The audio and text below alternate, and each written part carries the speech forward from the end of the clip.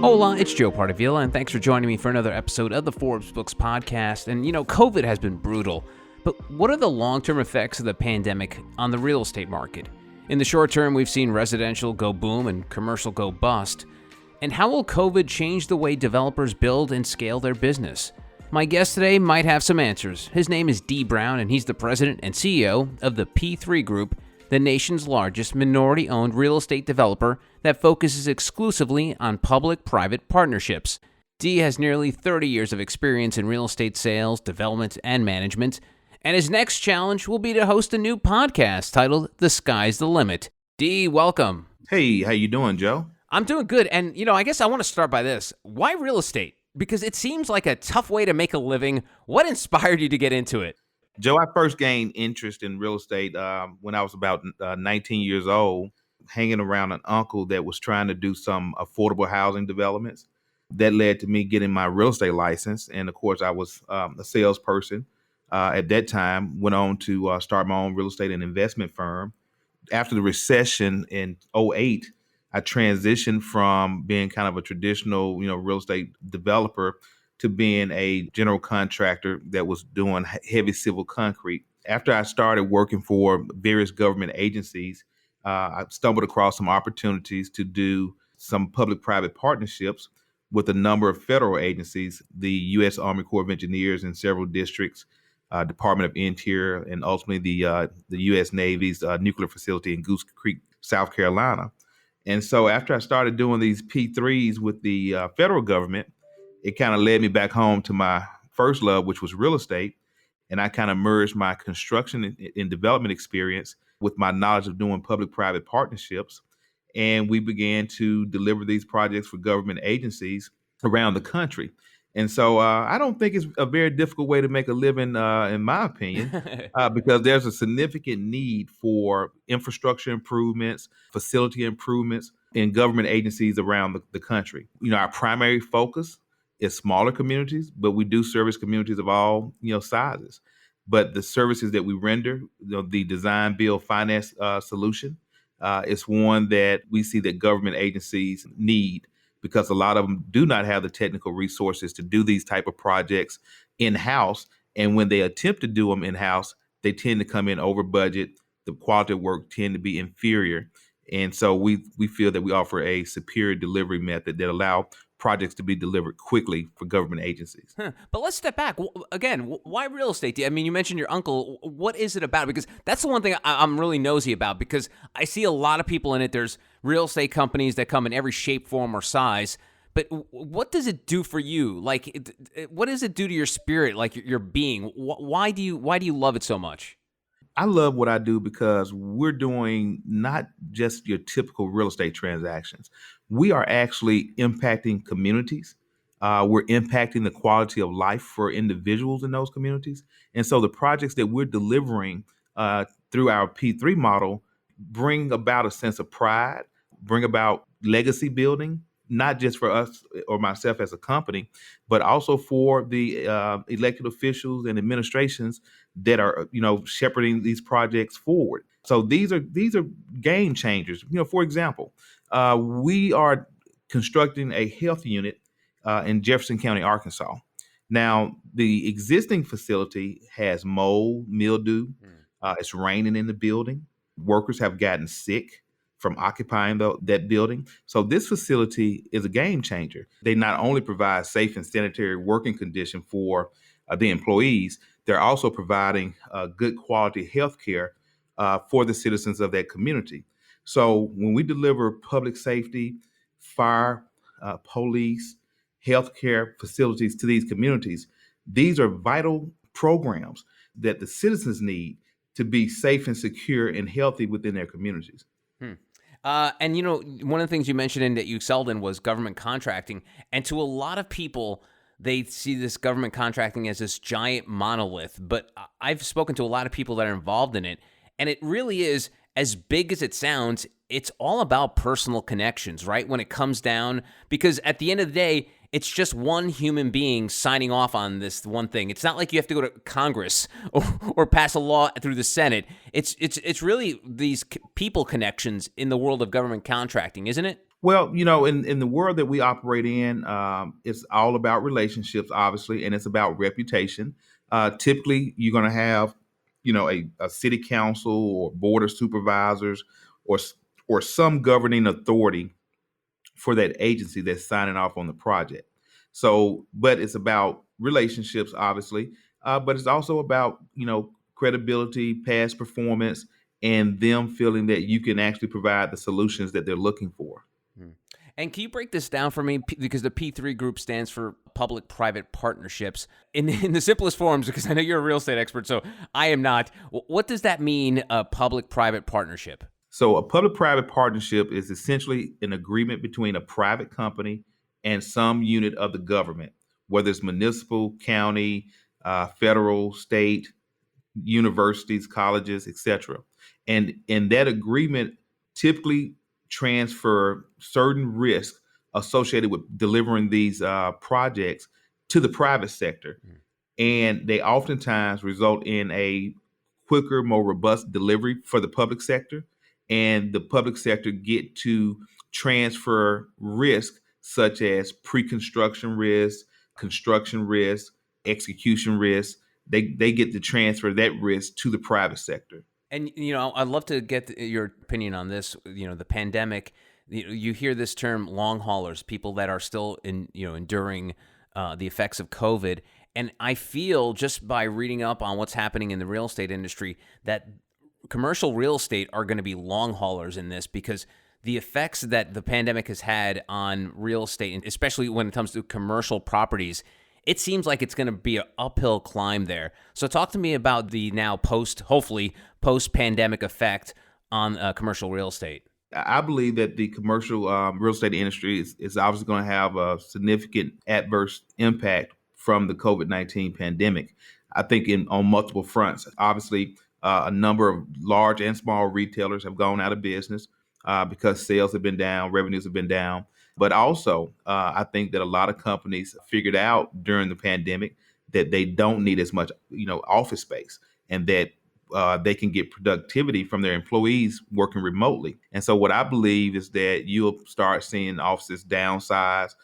There'll probably be, a significant amount of inventory on the market that was vacated during the pandemic. Of course, the sector, that we operate in is a little bit different because we are providing essential public facilities and infrastructure to the government. And so the needs of the citizens of each community don't change because there's a pandemic. And what we have been doing as a company on projects that we're developing, we are actually integrating responses to this pandemic within our designs. For instance, projects that we construct now have negative air pressure, which prevent the airborne transmission of infectious diseases. Wait, hold on a second. That sounds pretty impressive. How the heck do you do that? Well, there's a technology out called negative pressure that essentially prevents the transmission of infectious diseases through the ventilation systems. Wow. So it's a clean air technology that exists, and we're incorporating those into our designs. Is that like a huge spend, or I mean, how much does that add to budgets of these future projects? Because it sounds like something that people will want to have, whether it's a pre-existing building or a new building, right? I mean, what kind of expense are we talking about? Obviously, it would vary depending on the size of the facility that you're, installing it. Mm-hmm. But I would imagine it would add maybe about 20%, 25% to the cost of your mechanical system. Wow. And again, in the long run, it's sort of like the short-term pain of paying that, but the long term can be quite profound, because you're seeing, and I'm not sure it's the same technology that the airplanes use, but you've noticed that once the airline industry picked up, after that pandemic stoppage, you haven't heard about outbreaks on planes and stuff like that. And it just goes to show you how important these kind of negative spaces that you're talking about are going to be going forward. Oh yeah, absolutely. And there are other things we're doing. I mean, we're building facilities that have COVID-19 testing, drive-through testing facilities integrated into the design. We are constructing a coroner's office that has a decontamination unit that allows for the coroner and the deputy coroners to decontaminate after coming in contact with a deceased individual that may have an infectious disease, and before they go into the administrative area of the facilities. and we have the administrative areas and the morgue and those areas separated. And again, negative air pressure is being utilized. Washable walls and floors within the morgue that would allow for easy cleaning and decontamination of those areas as well. So there are a lot of things and a lot of lessons learned from this pandemic. And so I think from at least from our perspective as a P3 developer, we are incorporating those lessons learned into our designs going forward. How much of this is new to you in terms of, the negative air pressure and the health ramifications? Was this something that was on top of mind or even part of the bottom line when you were doing stuff pre March of 2020, or was this all new for you? No, these are actually lessons learned from the COVID-19 pandemic. Prior to that, honestly, we weren't thinking about negative air pressure in facilities because we weren't really thinking about airborne infectious diseases, right? And so COVID-19, because of how easily it was transmitted, through the air, made us sit back and think about, hey, how do we respond to these type of situations now within the design of facilities that we're delivering.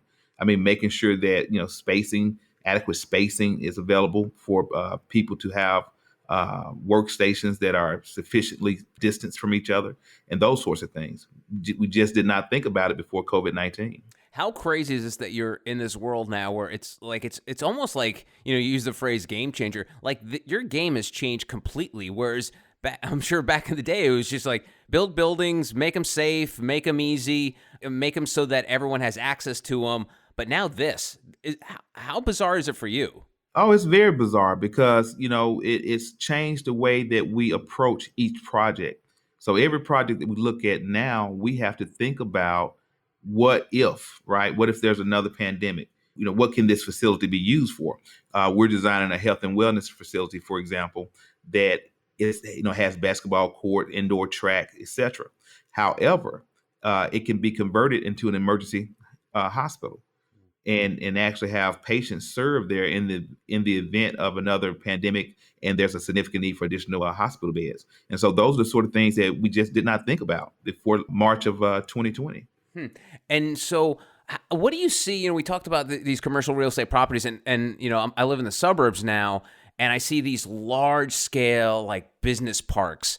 Do you see those being, dinosaurs? Like the idea of a business park that has like several hundred offices and, a lot of lease space. I mean, I know that's not your bag right now, but do you see a lot of those commercial real estate properties being like, what do we do now with these kind of entities?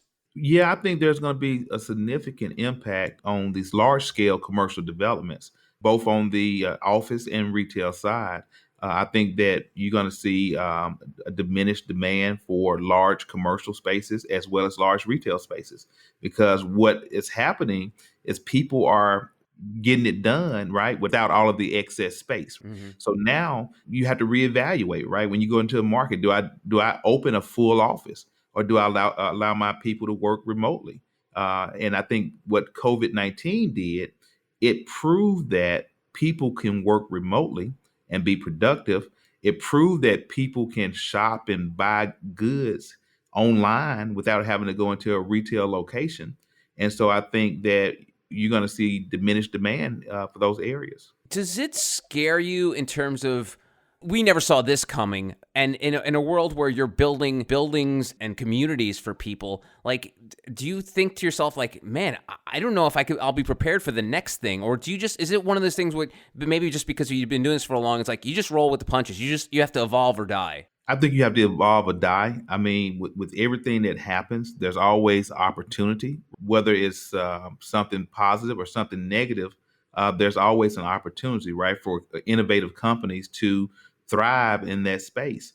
And so, what we have seen, at least through this pandemic, cities still recognize that we have to provide essential services to our citizens. Hmm. And so, our job has been to understand that there's still a need for these services, but how do we deliver these services, taking into account all of the needs and requirements that need to be integrated into these designs to address what we've learned through this pandemic. So no, it doesn't concern me. I see opportunity in all of this. And one of the things we noticed with the pandemic, and you talked about the ability for businesses to have their employees work from home, is the fact that cities like New York, San Francisco, Los Angeles, they don't have to have the monopoly on talent anymore because now you can live in Arkansas but work for a Silicon Valley tech company.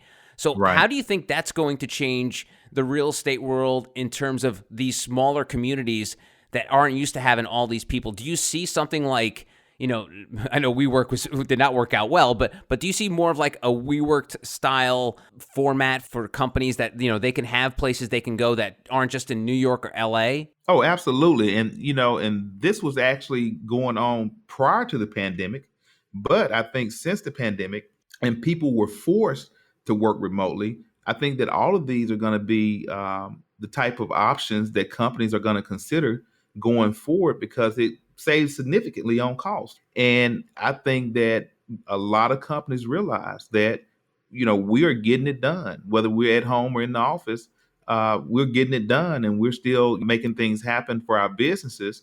And I think ultimately the commercial market is going to suffer because of that. Let's talk about a couple of things that P3 does. There's two delivery methods that I'm aware of. It's design, build, finance, and design, build, finance, operate, maintain. And they have acronyms for that, DBF and DBFOM. So can you Right. break those down for me? So most of our projects are delivered under the design, build, finance model. And essentially what that means is that we don't require our public partners, the municipality, the county government, university or college, to pay any money up front for the project. We design the project with their input and with their specifications in mind. We provide the capital for the project and then we deliver the completed project for them. But they take possession of the project, they operate it, maintain it, and they make annual payments for a pre-agreed upon period of time, which could be 20 years, 30 years, or anywhere in between.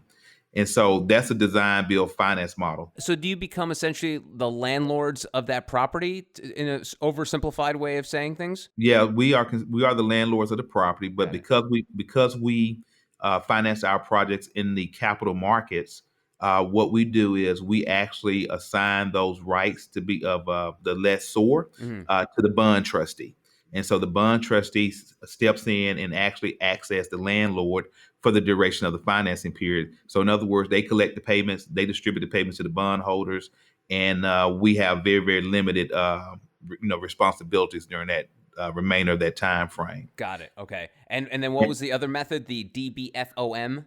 Yep. So design, build, finance, operate, and maintain is essentially the same thing I described for the design, build, finance method, except that the operation and maintenance is typically outsourced to a third party facility management or facility maintenance type organization.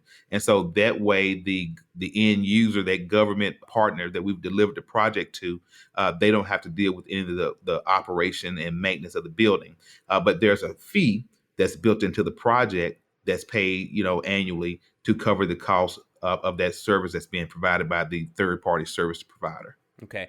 And so talk to me about which communities you're focusing in. Are we talking about, because you mentioned Arkansas, are we talking like urban communities, rural? Where are you guys focusing on these days? We focus on markets from Illinois all the way down to Florida. So we are right now in about 11 markets. Our focus is underserved communities. That's what we specialize in. And by underserved, I mean communities that have smaller population, less sophisticated construction staff, engineering staff. And so those type of communities tend to need our services more. And so our typical community would have less than 100,000 persons population. But that doesn't mean we won't service a larger community, but that's our primary focus. And so we are in these smaller communities. Like I say, right now we're in 11 markets. Two of those markets are, international, one in the Bahamas and one in the Virgin Islands. Hmm. It almost sounds like it's a one-stop shop for underserved communities because, like you said, they may not have the construction capabilities, capabilities, but you come in and provide everything soup to nuts. Did I oversimplify what you do? No, you described it to the T. Okay. And the biggest benefit is this: we have an integrated process. So in our integrated process, we have construction managers, we have architects, engineers, everyone that works for us. And so we can influence the cost in a positive manner because we have the integration of all the experts at the beginning of the design process. What happens in smaller communities as well as larger communities, they design a project, they have a budget, but they really don't know what the cost is going to be until they go to the bid market. Mm. And then oftentimes those projects come in above budget and they have to then either value engineer, try to raise additional capital, etc., to complete the project. Sometimes the projects never get completed, but they've spent hundreds of thousands of dollars on design services. With our process, we control the budget so that we know that we're going to be able to deliver a project within the budget that's allocated by the public partner. And so we do that very well. We call it an integrated project delivery method. And we have all the stakeholders, along with all of our experts, at the table together from the beginning to the end, from cradle to grave during the process. And you mentioned your work's focusing Illinois to Florida. What kind of projects are we talking about? And you mentioned morgue, so Sure. I'm assuming some public services Sure. building. But No, what else are you guys absolutely. working on? So we're doing, fire stations, courthouses. We just opened a municipal courthouse yesterday. We're doing educational facilities. In Illinois, we're doing a pre-K facility for a school district there. We are doing a new beachfront restoration project for another city in Illinois. We are doing multiple fire stations. We're doing fire and rescue facilities, police stations, student housing, student union, and classroom facilities that's under development for a college. We're doing a lot of solar. In fact, last quarter of 2020, we decided that every project we do would have solar integrated into it. In the Virgin Islands, we're working on student housing, golf course, solar, as well as energy efficiency for the existing facilities on UVI's campus. So we have a variety of project types. All of them are pretty critical to the operations of these public entities and enterprises, and that's what we love to do.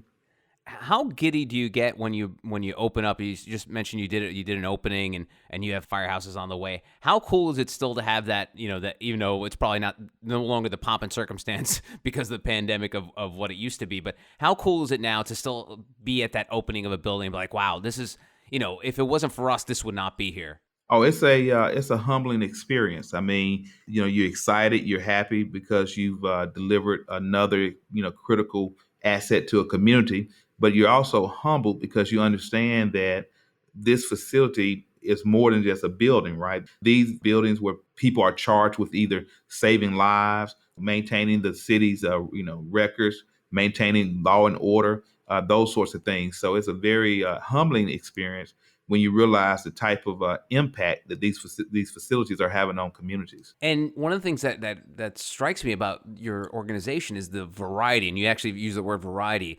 About it's like you guys are like a pizza place that sells hamburgers because you're doing beachfront, you're doing firehouses. How are you able to offer such an amazing variety of things? I mean, it's to me it just sounds overwhelming. Like it'd be hard enough for me to like figure out how to build a firehouse, but then also you're building a beachfront community. So how do you handle all that? Well, it's really you have to have a strong team. It's a team effort. And so what we do, we have our national team that's on every project with us. And then whatever project we're taking on that may be a little different, then we hire another firm that's an expert in that area. Mm. And we put them to work to make sure that we can deliver the highest quality project. So it's really just about building, the team. And, Bill Gates coined the phrase, content is king when it comes to any kind of content we consume online or, in real life. But in the world of entrepreneurship, you know this as well as anybody, capital is king. So talk to me about capital and gaining capital for these projects. How difficult is it? Who do you work with? Run that down for me. All of the pre-development costs are carried in-house, so we don't borrow any money to develop projects. So we handle all the architectural design, engineering, design in-house. We are a debt-free company. When we get ready to fund the projects, we typically deliver our projects through a tax-exempt lease purchase agreement. And then we have a bond underwriter and an investment banker, along with a team of lawyers that take our lease purchase agreements and they participate them out to large banks that want to have tax exempt debt on their books. So essentially, we create our own municipal bonds, and then we sell those bonds to big banks, and those big banks cash us out of the lease agreements. So you don't have to chase after capital on any of these projects? No, everything is done in house. I mean, here's going to be like a really difficult answer to a short question, but how do you do that? Well, the key is access to the capital markets. Through our investment banking relationship with Municipal Capital Markets Group, we can go to the capital markets and basically sell bonds on a project, and obviously municipal bonds sell because they're government bonds. They have a very, very low default rate. Most municipal bonds never default. The very, very small percentage that do aren't permanent defaults. They're typically short-term interruption in payment. So it's a very secure investment. When we underwrite the project, we know that the project is solid. Municipal Capital purchased the bonds initially from us, and then they resell those to large banks. Wow, how does one figure that out? You make it sound so easy, but I'm sure it wasn't easy to get there. Well, absolutely not. We've been blessed to make some good, strong relationships that have been in place now for a number of years, which have allowed us to grow in the P3 space to be one of the leading companies in the country that deliver projects under a P3 model. But no, it's a very complicated process that requires typically typical transactions. We'll have maybe 4 or 5 law firms working on the transaction. So there's a lot of work that goes into it, but it's it's a niche market that require special expertise and obviously access to the capital markets. But what that does for us is give us essentially unlimited access to capital. And of course, we're not the debt is backed by the credit of the lease, right? And so that municipal partner that's committing to making those annual payments, that's what allows those bonds to sell easily into the market. Wow. Do you have, it sounds like you've done so much with your P3 group, but is there a bucket list property or project that you're like, I want to do one of these? Do you have one of those? One of the things that I've wanted to really do for a long time is to develop internationally, in the Caribbean islands, projects that had significant solar integrated into the project so that we could offset the cost of utilities as part of this process. And so we have a project that we feel like is coming up that's going to allow us to do that. I think that there's a very big opportunity in the Caribbean to integrate solar into the grid because, obviously because of the reliance on fossil fuel and the importation of fossil fuel, utility rates are extremely high. In the Virgin Islands, they're paying 46 cents a kilowatt hour for electricity. So we can offset the cost significantly, saving them a lot of money and using those savings to deliver other critical infrastructure and facilities to the public partner. And so that's one of the things that's on my bucket list is to do that.